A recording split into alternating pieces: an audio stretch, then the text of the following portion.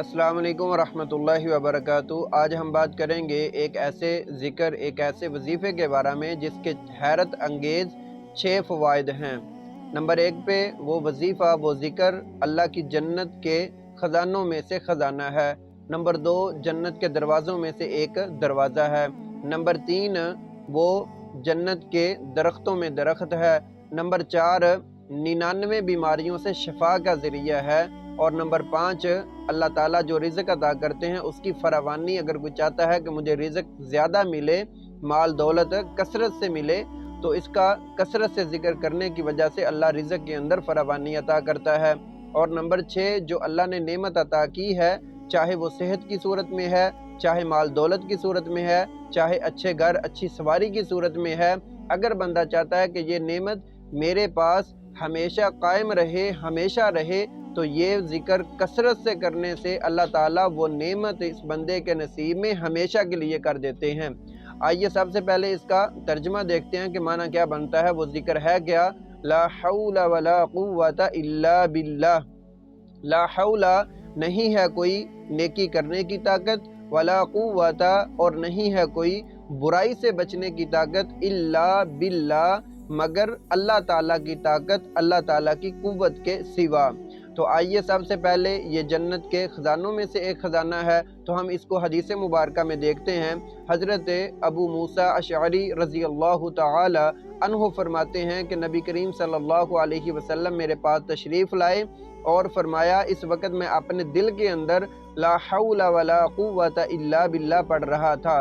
तो अल्लाह के रसूल अलैहिस्सलातु वस्सलाम ने फरमाया कि अबू मूसा अशअरी रज़ी अल्लाहु तआला अन्हु कि ए अब्दुल्ला बिन कैस, ये इनका लक़ब था। तो अल्लाह के रसूल अलैहिस्सलाम ने फरमाया, अला अदुल्लुका, क्या मैं तुझे खबर ना दूँ, अला कलिमातिन हिया, ऐसे कलमा के बारे में जो कंज़ु मिन कुनूज़िल जन्ना, जो जन्नत के ख़ज़ानों में से एक ख़ज़ाना है। तो हज़रत अबू मूसा अशअरी रज़ी अल्लाहु तआला अन्हु फरमाते हैं, अल्लाह के रसूल अलैहिस्सलाम ने फरमाया, ला हौला वला कुव्वता इल्ला बिल्लाह।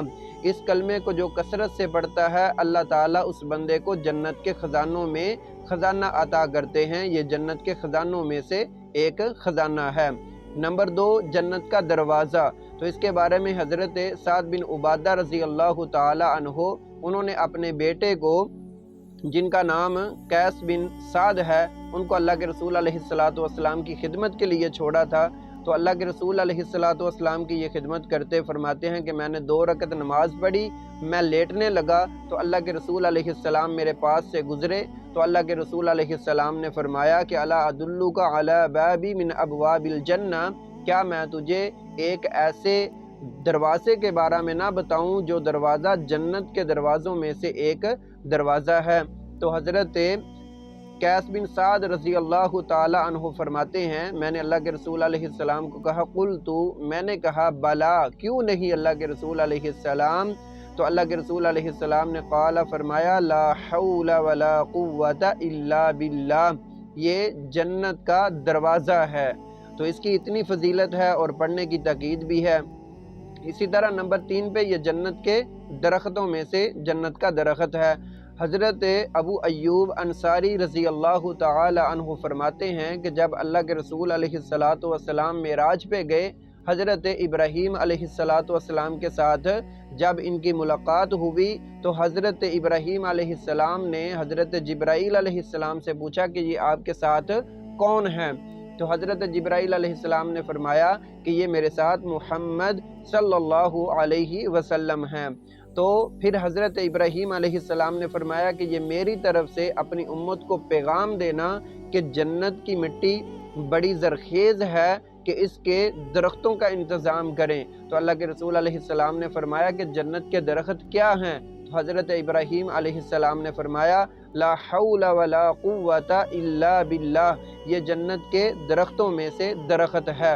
इसका कसरत से पढ़ना ये इब्राहीम अलैहिस्सलातु वस्सलाम की तरफ से उम्मत मुहम्मदिया को पैगाम है, नसीहत है। इसके ऊपर अमल करने से हम अल्लाह ताला की जन्नत के अंदर कसीर तादाद में अपने लिए दरख्तों का एहतमाम कर सकते हैं। जिस कदर कसरत से पढ़ेंगे उस कदर ही हमारे लिए जन्नत के अंदर ये दरख्त हमारे नाम के लग जाएंगे। और इसके बाद 99 बीमारियों से बचने के ज़रिया है ये ज़िक्र। تو اللہ کے رسول علیہ السلام کے پیارے صحابی حضرت ابو ہریرہ رضی اللہ تعالی عنہ فرماتے ہیں، اللہ کے رسول علیہ السلام نے فرمایا کہ جو بندہ لا حول ولا قوت الا باللہ اس کو کثرت سے پڑھتا رہتا ہے، اللہ تعالیٰ اس بندے کو 99 بیماریوں سے ایک کم 100 بیماری سے محفوظ رکھتے ہیں۔ اور اس میں سے سب سے چھوٹی بیماری کا اللہ کے رسول علیہ السلام نے ذکر فرمایا کہ سب سے چھوٹی بیماری ہے غم۔ اور ہمارے نظریے کے مطابق جس آدمی کو غم لگ جائے، یہ بیماری لگ جائے، ہم کہتے ہیں کہ یہ بندہ اندر سے کھوکھلا ہو چکا ہے، غم کی بیماری اتنی بڑی ہے۔ تو اللہ کے رسول علیہ السلام نے اس کو سب سے چھوٹی بیماری کہا کہ لا حول ولا قوت الا باللہ، جو کثرت سے پڑھتا ہے اللہ تعالیٰ اس کو 100 میں سے ایک کم یعنی کہ 99 بیماریوں سے نجات عطا کرتے ہیں، اور جن میں سب سے چھوٹی بیماری غم ہے۔ اور اس کے بعد نمبر 5 پہ ہے رزق کے اندر فراوانی۔ آج ہماری بھی تڑپ، ہماری کوشش، دن رات کی لگن یہی ہے کہ کسی طریقے سے ہم اللہ تعالیٰ کے دیے ہوئے مال کو زیادہ کر سکیں، زیادہ میرے پاس پراپرٹی ہو، زیادہ مال دولت، زیادہ بینک بیلنس ہو۔ تو اس کے لیے ایک زبردست مجرب وظیفہ ہے۔ اللہ کے رسول علیہ السلام کے پیارے صحابی حضرت ابو ہریرہ رضی اللہ تعالی عنہ فرماتے ہیں کہ جو بندہ چاہتا ہے کہ اس کو رزق زیادہ عطا کیا جائے تو وہ آدمی کثرت سے لا حول ولا قوت الا باللہ اس کو پڑھتا رہے تو اللہ تعالیٰ اس کے رزق کے اندر فراوانی عطا کر دیں گے، رزق کے اندر کثرت عطا کر دیں گے۔